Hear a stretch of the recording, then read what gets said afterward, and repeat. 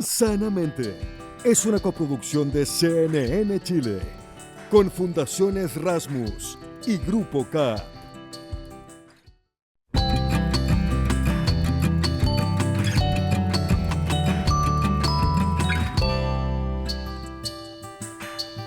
¿Cómo están? Bienvenidos, bienvenidas. En este capítulo especial vamos a revisar 3 fantásticas entrevistas que hemos realizado en esta temporada de Sanamente. Vamos a partir con la conversación que tuvimos con Richard Louv, que habla sobre el contacto necesario durante la infancia con la naturaleza, algo que no es una cuestión menor ni de recreación, es un problema de salud profundo. En la misma línea, tuvimos la oportunidad de hablar con Bruno Solari sobre la relevancia de estar presente en la infancia. Y usted dirá, hoy, pero si yo todos los días le lavo los dientes, lo acuesto, etcétera. Pero no es lo mismo estar con un hijo que estar presente con un hijo en su juego, en su realidad. Y esa distinción la vamos a conocer en esta entrevista. Y finalmente vamos a revisar más sobre la psicosis de la mano de Rocío Mayol. Es sin duda un trastorno que no conocemos bien y que podríamos eventualmente atajar a tiempo para tener menores efectos. Así comienza este capítulo de Sanamente. Cuando pensamos en la especie humana nos parece innegable e imposible nuestra existencia fuera de la naturaleza. Sin embargo, a medida que hemos ido evolucionando, hemos ido perdiendo esa conexión que es tan estructural de nuestra especie. Hoy la ciencia ha identificado elementos que son críticos en el bienestar humano y que dicen relación con la falta de naturaleza en nuestra vida cotidiana. Para hablar de este tema específicamente es que hoy día estamos con Richard Louv, autor y cofundador de Children and Nature Network, la red de niños y naturaleza, que es una organización que se dedica específicamente a promover este vínculo. Richard, muchas gracias por estar aquí en Sanamente. Gracias por invitarme. Quisiera empezar en tu infancia. ¿Cómo era tu niñez comparada con la que hoy puede vivir un niño o una niña? Crecí a las afueras de la ciudad de Kansas, en los suburbios. Pasé gran parte de mi infancia en el bosque con mi perro, que se llama Banner. Mis padres casi nunca sabían dónde estaba, pero mi perro Banner sí. Tenía una sensación de conexión real con ese bosque y sigue en mí, sigue en mi corazón. Y voy para allá cuando necesito sentirme en paz.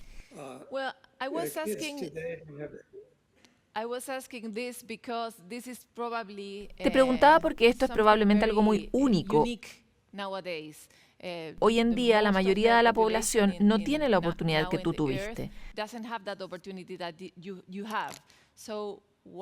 Entonces, ¿por qué crees que necesitamos recuperarlo y por qué trabajas en eso?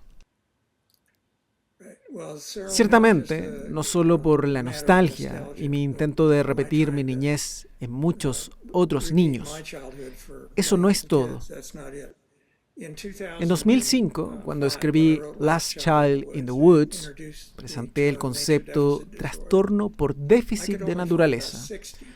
Solo encontré cerca de 60 estudios académicos que investigaran el tema. En la actualidad hay miles de estudios. De hecho, uno fue publicado hoy en el Washington Post.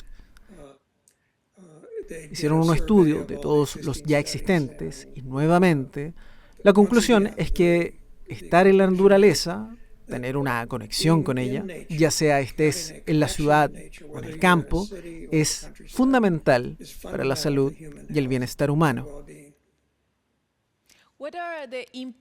¿Cuál es el impacto de no tener esa conexión con la naturaleza en tu vida?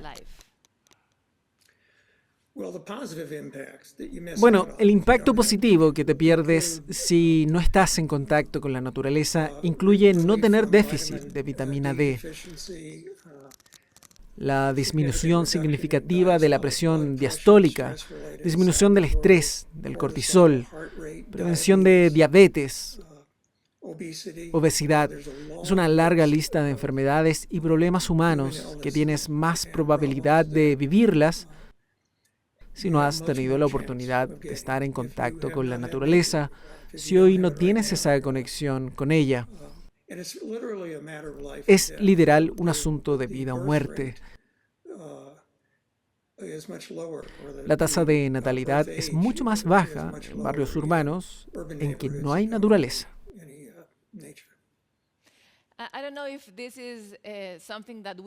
No sé si es algo que se pueda medir, pero ¿qué dosis de naturaleza sería saludable para una persona? Seguro, hay colegas trabajando en responder esa pregunta. La Universidad de Essex en Inglaterra. Los investigadores dicen que son 20 minutos al día para hacer un verdadero cambio en el bienestar psicológico. Soy un poco escéptico de los estudios que intentan llegar a una dosis exacta, porque ¿cómo era el tiempo ese día? ¿Cuántos árboles viste? ¿Estabas en la playa? ¿En el bosque? Entonces, son muchas variables con la naturaleza. Es muy difícil llegar a una dosis correcta. Lo que yo digo es, un poco es mejor que nada y más es mejor que un poco. Definitivamente, tal vez los niños hoy día no están tan perceptivos para aprender sobre la naturaleza, para estar en contacto con ella y sentirla.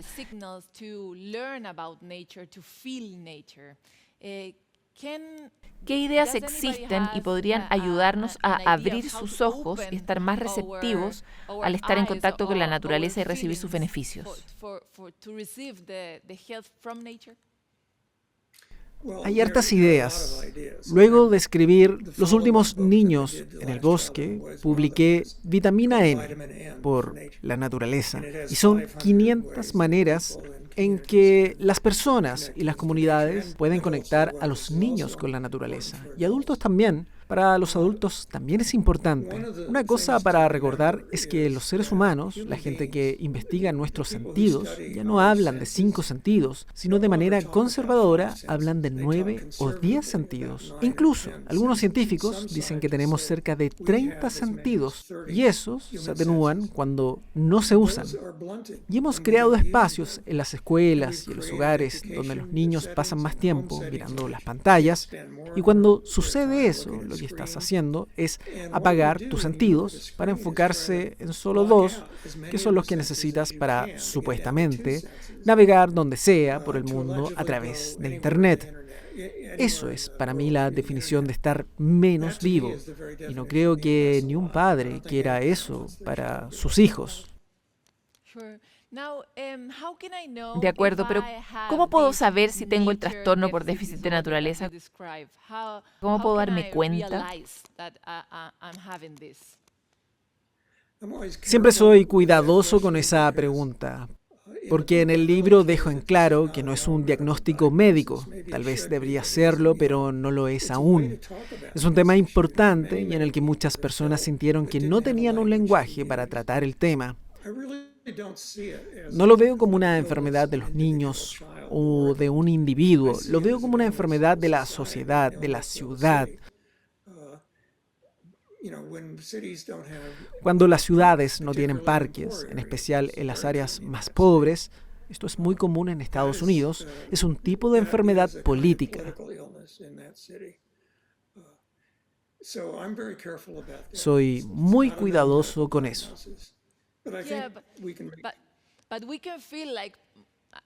Sí, pero podemos sentirlo, o sea, creo que lo tengo. Tal vez hay mucha gente que te está escuchando en esta entrevista que sabe que no tiene suficiente naturaleza en su vida. ¿Cómo podemos impulsar los caminos de sanación que has diseñado, pero en ciudades? No yendo al bosque, sino tal vez al interior de las ciudades. ¿Qué podemos hacer en las ciudades que ya están diseñadas de esta manera? Bueno, yo siento que también lo he tenido, lo entiendo. Hoy en día, los pediatras están empezando a recetar estar en contacto con la naturaleza. También están haciéndolo en Canadá. Ya está en el campo de la medicina. Otra cosa que ha cambiado es el diseño biofílico, que es básicamente diseñar naturaleza dentro de un edificio, un barrio, y luego mantenerla ahí. La gente que va a sus lugares de trabajo o escuelas y que están diseñadas por diseñadores biofílicos y que siguen rodeadas por la naturaleza, tanto por fuera como al interior del edificio, son más productivos. se enferman menos, así que también es un asunto de diseño. Cuando las ciudades crean más parques en barrios en que no hay áreas verdes, es muy importante. Hay muchas cosas que las ciudades pueden hacer ahora en Estados Unidos. Children and Nature Network está trabajando con National League of Cities, que representa a más de 18.000 alcaldes, para intentar descifrar qué significa ser una ciudad rica en naturaleza y cómo llegamos a eso. ¿Y cómo entrenamos a los alcaldes en el futuro para asegurarnos que las ciudades sean buenas para la naturaleza y para los niños? Ese es un gran problema que tiene Chile también. Tenemos cifras muy malas respecto de cuántas áreas verdes y naturaleza la gente tiene disponible para ir y disfrutar. Pero intentemos encontrar una pequeña solución para el día a día, tal vez en nuestra casa. ¿Crees que, por ejemplo, tener plantas ayuda? ¿O un perro? ¿Qué podrías recomendarnos en una escala pequeña? Los estudios respaldan exactamente lo que acabas de decir. Solo tener una planta, tener una mascota. Durante la pandemia la gente se dio cuenta, cuando estaban encerrados en sus casas, que habían pájaros afuera de su ventana. Y eso los hizo sentirse no tan solos. Y la pandemia, por soledad, está en una carrera paralela a la del COVID. Y solo mirar por la ventana y ver que hay un zorro en tu jardín, si tienes la suerte de ver zorros afuera de tu casa, eso te hace sentir menos solo. Los seres humanos tienen una gran necesidad de no sentirse solos en el universo. Todas estas cosas importan. Puedes, de hecho, retroalimentar tu hogar con mucha naturaleza en las ciudades. La gente puede plantar jardines en las ciudades, de vegetales y de plantas nativas. Mucha gente lo está haciendo, incluso en lugares con mayor densidad de población.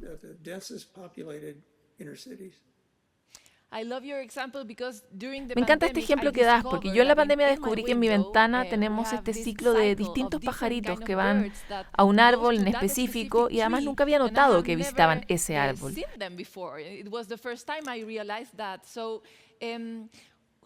¿Cómo podríamos enseñar una nueva manera de observar la naturaleza que nos rodea?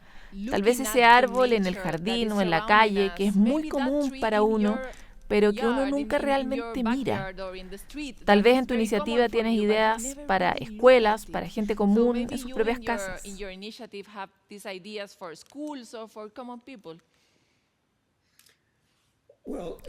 Hay un movimiento en Estados Unidos en que cada escuela tenga al menos un lugar establecido con áreas verdes, es decir, un patio de juegos verde, no necesariamente solo asfalto y cemento. Eso hace una gran diferencia en las escuelas. Otra manera es enfatizar los sentidos en cómo nos sentimos sobre la naturaleza, no solo haciendo experimentos científicos.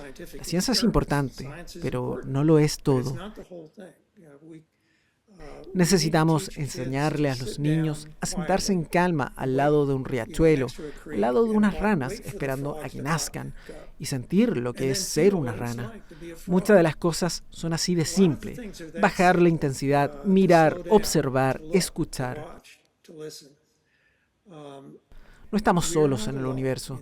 Estamos rodeados de grandes conversaciones, de otros animales, una especie de canto de vida. Si nos detenemos y observamos, inmediatamente nos comenzamos a sentir mejor y nuestros hijos también. Sí, eso es hermoso. Me gustaría que nos entregaras un último mensaje para alguien que no es un niño, sino que es un adulto, como tú o como yo, que tal vez creció sin naturaleza, que tal vez no tiene la sensibilidad de estar en la naturaleza. ¿Qué les recomendarías a quienes están viendo esta entrevista?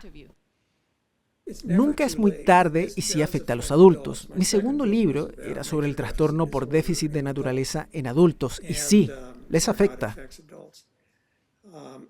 Tenemos que ser cuidadosos como padres, de no pensar esto como incluir esta tarea y dejarla pegada a la puerta del refrigerador en una lista de pendientes. Es más que eso. La verdad es que cuando llevamos a nuestros hijos al aire libre, y lo tenemos que hacer porque ya no sucede de manera natural, recibimos todos los beneficios al igual que los niños. Nuestros niveles de estrés disminuyen, nuestra sensación de bienestar aumenta. Podemos obtener todos estos beneficios, al igual que los niños, y nunca es muy tarde. ¿Y qué haces con un celular cuando estás al aire libre? Porque hoy en día ves a las personas en lugares hermosos haciendo este gesto, fotografiándose a sí mismos en los lugares. ¿Qué recomendarías en relación a la tecnología en la naturaleza? Hay muchas ideas en torno a eso, como puedes inferir, y yo menciono una gran lista en mi libro Vitamina N. Una de las que encontré más interesante es que una vez una madre me dijo que ella incentivaba darle un buen uso, que significa que cuando llegan al parque y los niños están sentados atrás del auto, les dice, ok, usen su celular todo lo que quieran por los próximos 10 minutos, pero luego, cuando nos bajemos, nos van a dejar en el auto y vamos a ir por una caminata. Y dejan su fono en el auto. Y cuando regresemos de la caminata, pueden usarlo de nuevo y tal vez buscar en internet a los animales que viste. En vez de prohibirlos, que rara vez funciona, este método deja de lado el celular el tiempo suficiente para que padres e hijos inhalen la naturaleza por su propia cuenta.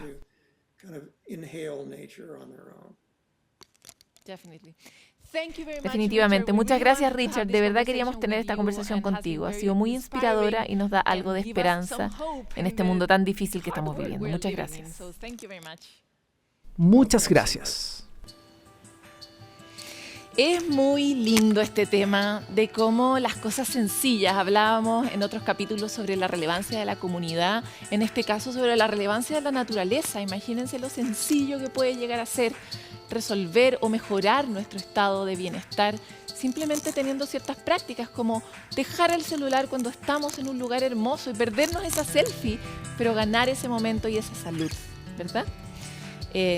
Muy contentos, nos vamos a una pausa y volvemos con más de Sanamente.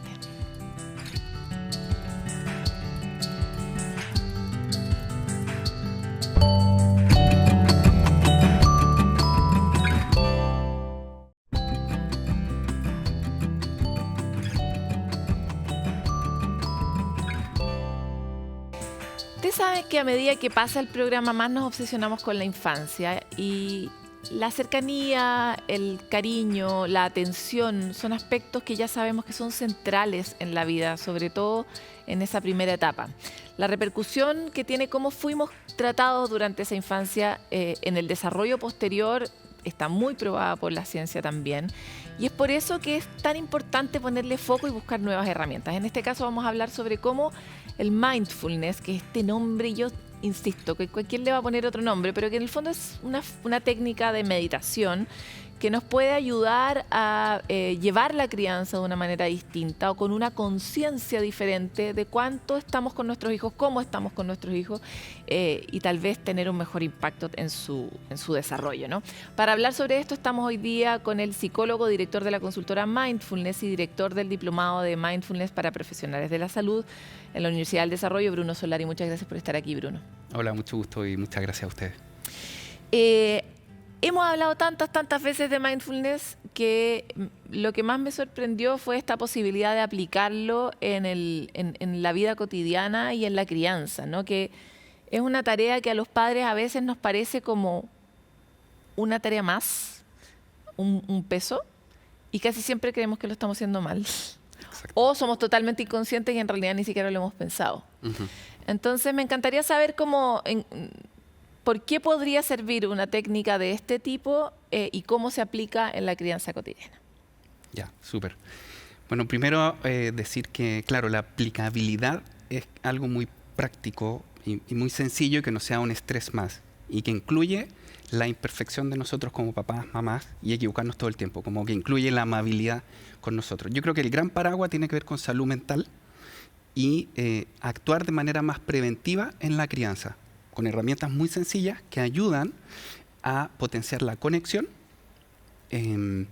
ayudan a potenciar la transmisión a los hijos de posibilidades, como estar muy pendiente de ponerle apodos o no y decirle tú puedes, o criticar, y eso impacta a lo largo de la vida.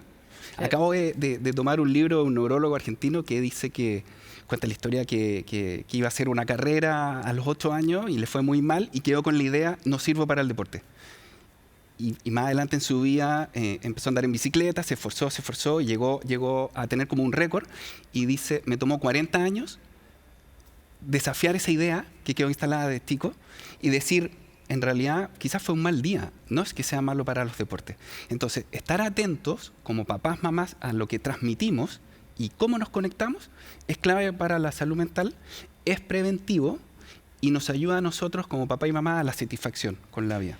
Ahora, en términos muy concretos, ¿es que uno tiene que hacer mindfulness para poder descubrir este universo con la crianza de los niños o uno lo hace con los niños? Porque recuerdo cuando era chica, cuando era chica, imagínate, yo no era chica, yo era una adulta, pero igual era más chica, tenía una guagua y me acuerdo que hacía como juego la meditación y a mi hijo le encantaba, le parecía muy chistoso el sonido, porque se lo hacía con todo el teatro, ¿no? En este caso era como ya, y eso se convertía en una actividad. Entonces, ¿es hacerlo nosotros o es hacerlo con ellos? Las dos valen. Lo que se dice en el mundo de mindfulness es que los hijos son como espejos de los papás y nos reflejan. Entonces, cuando estás muy apurado y quieres que se duerma pronto tu hijo, es cuando probablemente menos pronto se va a dormir. Clásico. Entonces, es una invitación como a que sea un lente como bifocal, como estar atento a tus hijos y estar atento al estado en que estás tú. Entonces, en ese sentido aplica tener los hábitos uno, como papá, mamá, porque das el tono emocional en la comida, al hacer dormir, el desayuno, y practicarlo con ellos. Y en ese sentido es como el pack, es súper económico, digamos así, porque en el fondo lo haces junto. Pero simple, ¿eh? Yo me acuerdo con mi hija chiquitita, cuando íbamos al colegio, era subirse al auto y hacer 3 respiraciones. Y ella hacía así como de mala gana, pero vas creando un hábito que yo diría que una de las claves del mindfulness es pausar, como salir del automático, que no conectas con lo que hay, y hacer mini pausas. Me encanta el ejemplo que estáis dando, porque cuando uno dice, oye, practiquemos mindfulness con los hijos, como que al tiro te imagináis la colchoneta que no tengo, como la música que no tengo, el espacio que no tengo, etcétera. Pero tú acabas de decir, me subí al auto y hacía 3 respiraciones. ¿De qué a qué incluye mindfulness? ¿Qué es finalmente hacer eso? Puede incluir todo bajo la definición que es poner atención en lo que está ocurriendo, en lo que estoy haciendo, con una actitud de amabilidad. Entonces incluye lo que tú hacías. O sea, antes podemos con tu estar hijo, haciendo una ensalada de tomate. Sí, claro. Sí, claro, porque si la haces en automático, puedes cortar el tomate y te cortas la mano. O Clásico. no, y podías hacer la ensalada y no te das cuenta cómo la hiciste. O puedes que es lo que comer, nos pasa todo el tiempo. Puedes comer y no darte cuenta que ya estás satisfecha y seguir comiendo. Entonces, por ejemplo, ahí sería poner atención en el sabor del tomate. Y no te digo que sea la comida más lenta del mundo y mastiques 40.000 veces. Puede ser al comienzo y ya está. Y después siguen en la rutina diaria. O sea, pero ya, vamos a decir lo que no hay que hacer. No hay que estar preparando la ensalada de tomate con YouTube.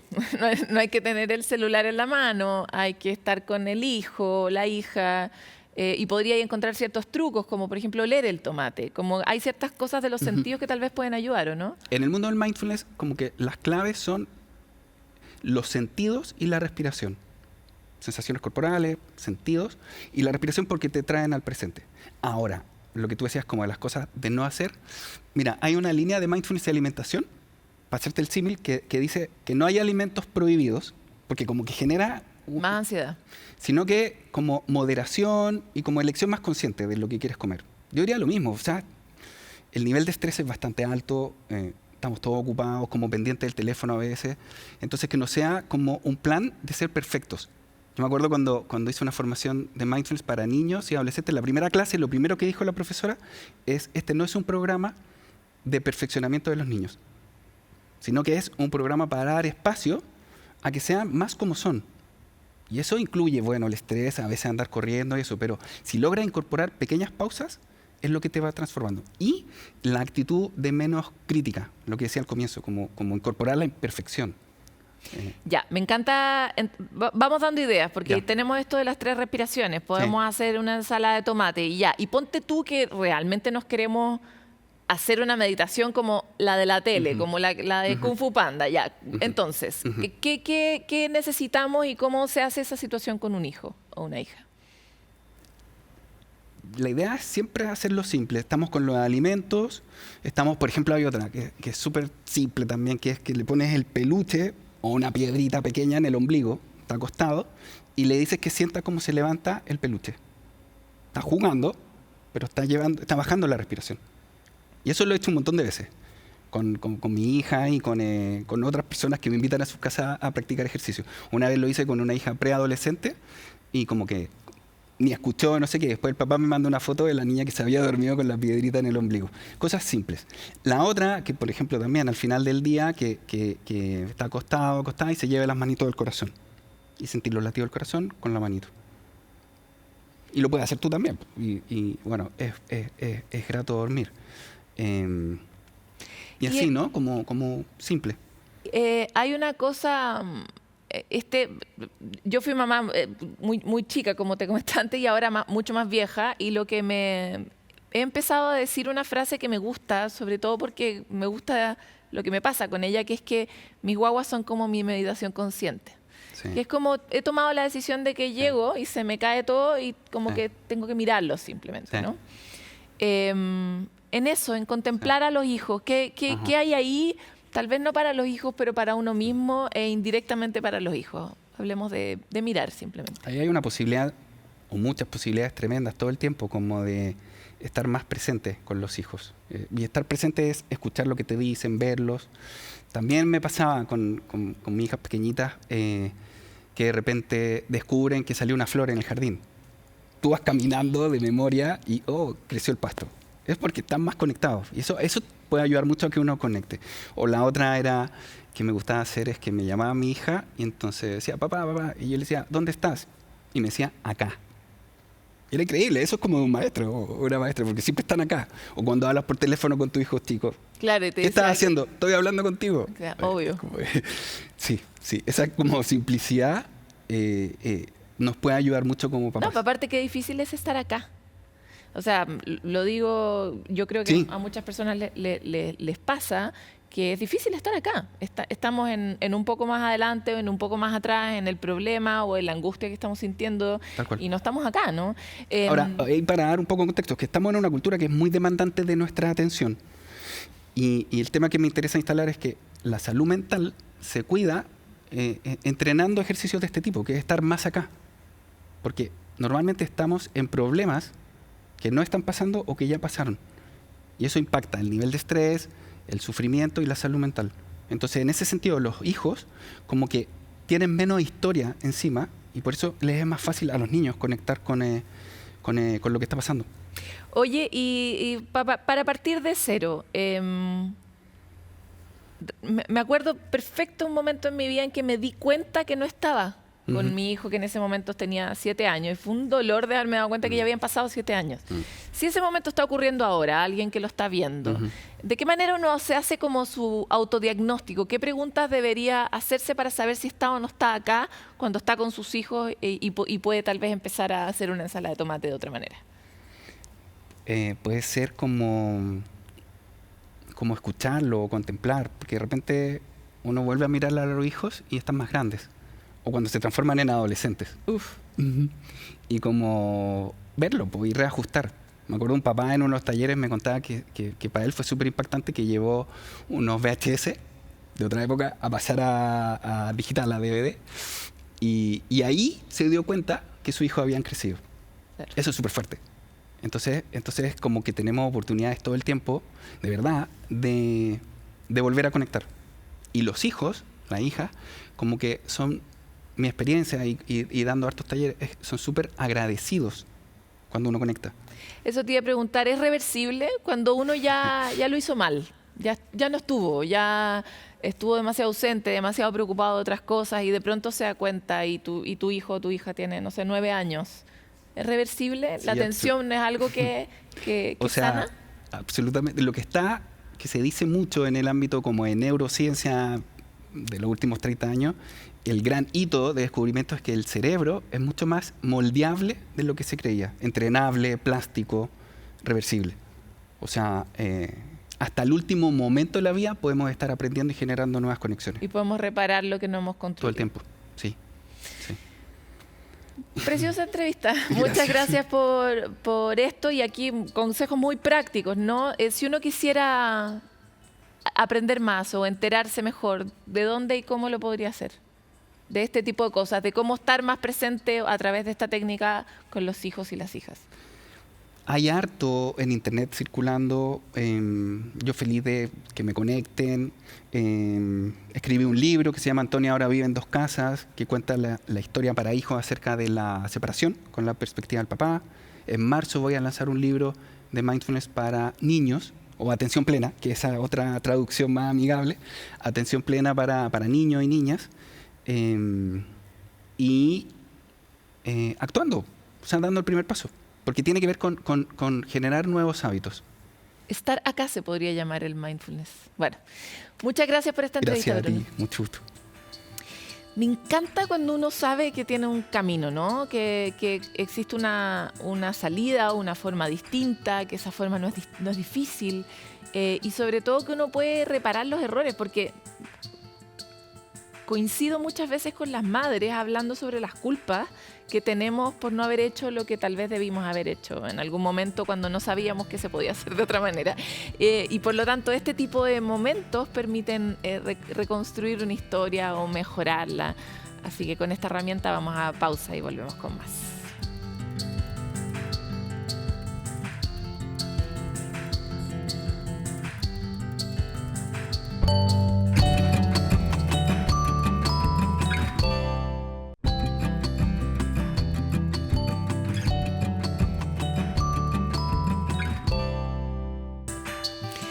En Sanamente hemos abordado muchos temas, distintos trastornos, dolores, técnicas, profundidades, herramientas. Desde el ámbito clínico nos hemos metido en, de verdad, muchas materias, pero no hemos hablado, y eso me parece sorprendente, de psicosis. Factores biológicos, factores ambientales podrían ser las causas de esta enfermedad que se manifiesta en Chile la mayoría de las veces en jóvenes entre 15 y 19 años. ¿Qué es la psicosis? ¿Cómo se trata? ¿Cómo podemos identificarla y distinguirla de otro tipo de patología o trastorno? Para hablar de esto, estamos con Rocío Mayol, psicóloga clínica, especialista en psicosis y académica de la Universidad Alberto Hurtado y también de la Universidad de Chile. Bienvenida, Rocío. Muchas gracias. Gracias por la invitación. Ayúdanos primero a entender qué es la psicosis. Mira, esa es una excelente pregunta, ya muchas veces no se sabe. Psicosis es un trastorno que afecta a la salud mental. ¿Y de qué manera la afecta? Bueno, es que la persona empieza a tener dificultades acerca de poder distinguir lo que es real y lo que no.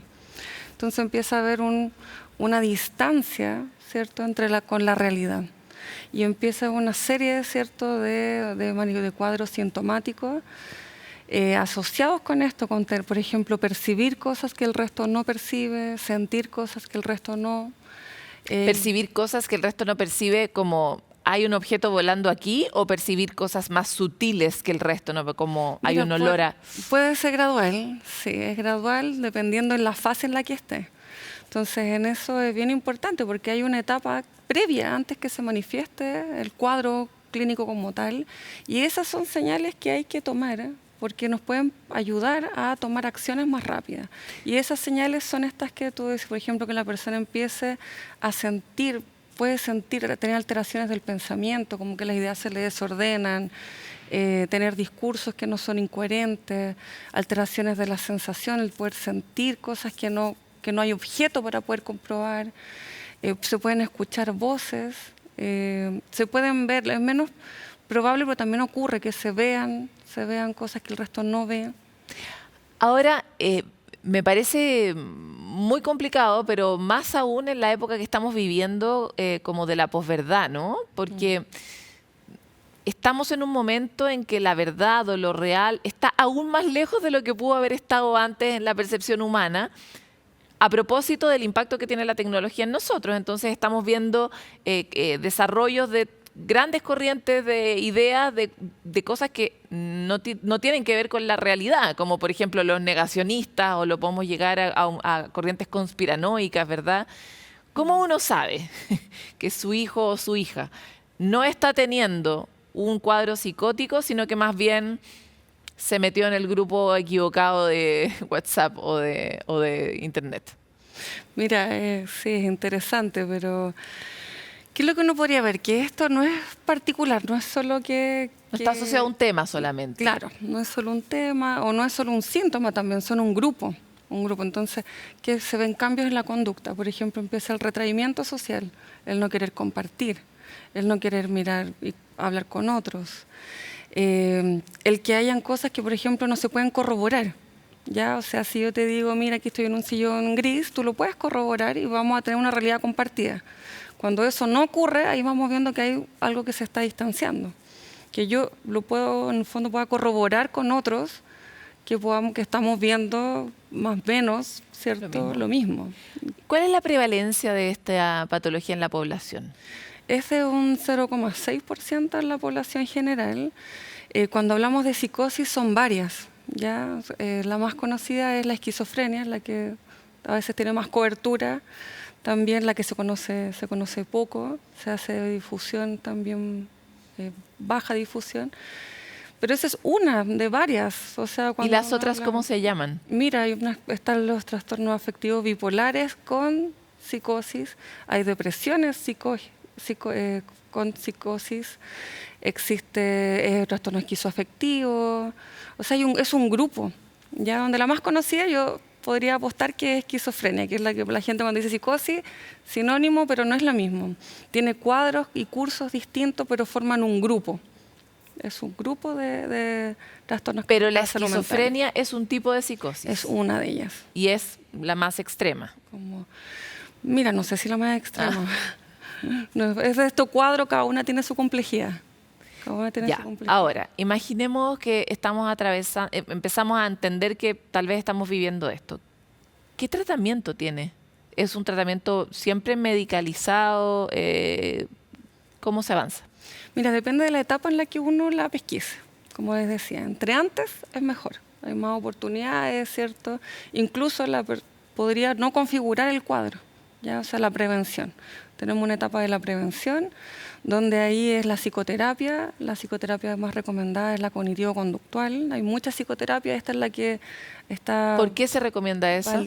Mira, tiene que ver por la efectividad, por las publicaciones, las investigaciones, que se ha visto que en la efectividad, ¿cierto?, es mayor en este tipo de terapias con este tipo de cuadros. A ver, y qué difícil, porque puede ser muy fácil identificar a alguien que tiene un cuadro psicótico cuando está en su nivel máximo, ¿no? Cuando está viendo cosas o está sintiendo cosas que son demasiado distantes. Pero, ¿cómo yo identifico una psicosis temprana? Sí, mira, ahí hay varios actores y actrices. Uno es, por ejemplo, la pesquisa en el colegio. Ya en el colegio, el poder ver los cuadros y no como hoy, mira, esto en realidad es maña, es que no quiere. ¿Qué tipo de cosas te reporta el colegio en una etapa temprana? Por ejemplo, ver la emocionalidad que esté desbordada o que haya conductas que sean distintas a las del grupo. Se está aislando, que está medio depre, exacto. O que exagera mucho en algunos casos. Está teniendo interpretaciones que el grupo no ve. Está teniendo, de repente dice historias que no son compartidas con el grupo. Ya, el colegio. Esas conductas de extrañeza, esos son indicadores donde uno debería consultar. Y la consulta temprana es a psiquiatría, ¿cierto? Y tratar lo mayor posible de que sean personas especializadas, o sea, llegar a psiquiatría, ¿cierto? Psicología. Solo que en esto yo diría que el primer paso sería ir a estos dos, como psiquiatría, psicología, previo. Luego hay un GES, o sea, hay una garantía explícita en salud que cubre los primeros episodios. Entonces ahí también hay otro tipo de estrategias ya cuando se confirma el diagnóstico. Y ahí nuevamente la confirmación del diagnóstico lo hace un especialista. ¿Qué factores me hacen a mí estar potencialmente en la población que tiene posibilidades de desarrollar una psicosis? Mira, el modelo que se ha propuesto, el más fuerte, el de vulnerabilidad al estrés, ¿ya? Entonces, ahora, ¿cómo se llega a esa vulnerabilidad? La verdad es que es multifactorial, por eso la complejidad. Entonces, uno debería resguardar las distintas etapas del ciclo vital, ¿cierto? Desde el embarazo. Eso, tía, justamente para allá iba mi pregunta. ¿Cuál es la relevancia del cuidado de la infancia en la prevención de este tipo? Es muy importante. O sea, ¿se ha visto que la gente que tiene psicosis tuvo problemas o tiene algún rasgo en la infancia? Claro, han habido, por ejemplo, dificultades en el embarazo, eventos traumáticos en la edad temprana, ¿cierto? Con eventos traumáticos me refiero a abuso, ¿cierto? Violencia. Exacto. La pobreza también está asociada aquí a un factor de riesgo, porque la pobreza tiene una carga de estrés muy alto. Y en Chile, que tenemos tan mal cuidado de la infancia y nuestros servicios, además públicos, funcionan mal. Los indicadores que se publican año a año, ¿cuál es peor que el anterior, digamos? ¿Es mayor la psicosis que en otros países? Mira, no. No es mayor, pero sí en otros países se está trabajando por la pesquisa temprana. Los departamentos, ¿cierto?, que hacen pesquisa temprana tienen mejores pronósticos. Entonces acá, claro, ¿qué pasa? Que el pronóstico es más severo que en los países que instauran medidas tempranas. ¿Y aumentó la psicosis después de la pandemia? Mira, no, yo no he visto... Todavía no tenemos esa información. no hemos visto. Yo no la he visto, no hay ese tipo de información. Si es que aumentó por lo que pasó, ¿cierto?, por este año pandémico. ¿Y cómo se distingue porque cuando nos hablaste de la familia que pertenece, que está dentro de este posible trastorno, también mencionabas una depresión que tuviera como un apellido de psicosis, Sí. u otros, ¿no? ¿Cómo yo sé que mi hijo o mi hija está atravesando, es más bien, no sé, tiene el trastorno bipolar y no es una psicosis? ¿Cómo uno distingue, sobre todo en etapas iniciales, donde tal vez los síntomas no son tan exagerados o tan visibles? Mira, probablemente una familia va a costar que haga esa distinción. Por eso hay que ir a un especialista. En realidad, más que hacer la distinción en qué cuadro podría ser, es encender la alerta y decir, mira, esto requiere que un especialista lo vea. Entonces, es ir y consultar, porque en esto tiene que haber un ojo experto para poder distinguir las distintas posibilidades que puedan haber. ¿Y la prevalencia es mayor en población vulnerable? Es un factor de riesgo.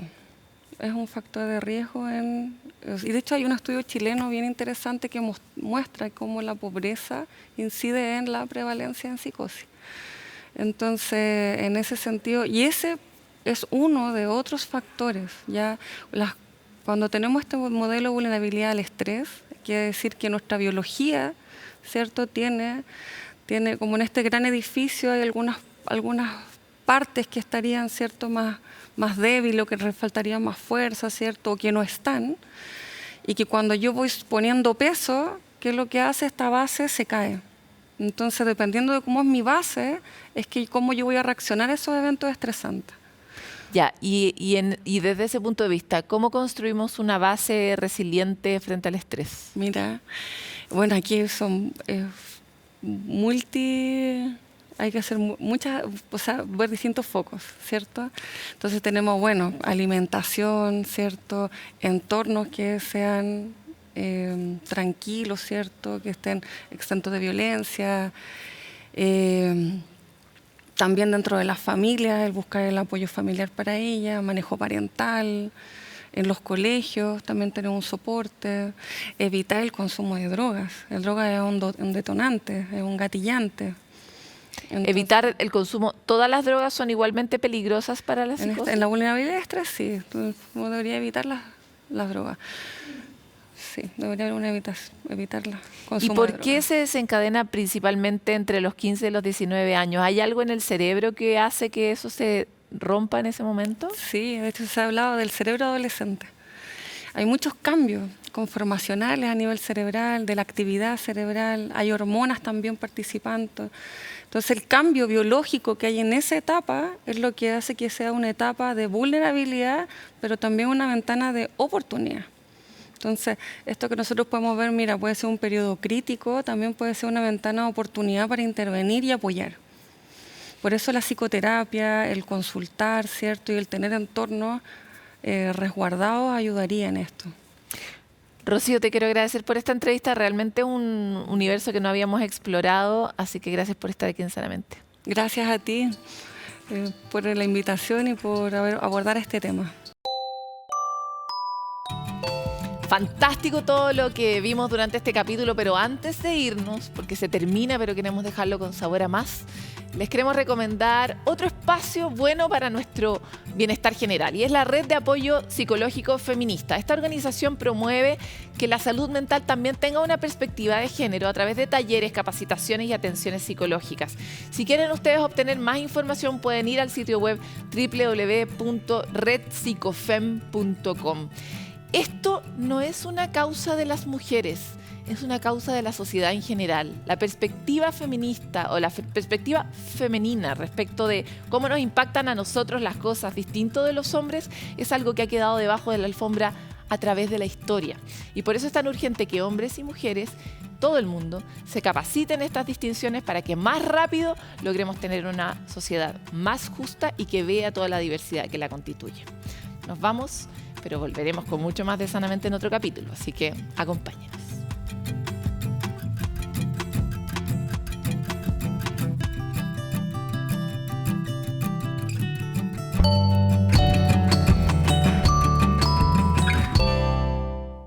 Sanamente es una coproducción de CNN Chile con Fundaciones Rasmus y Grupo K.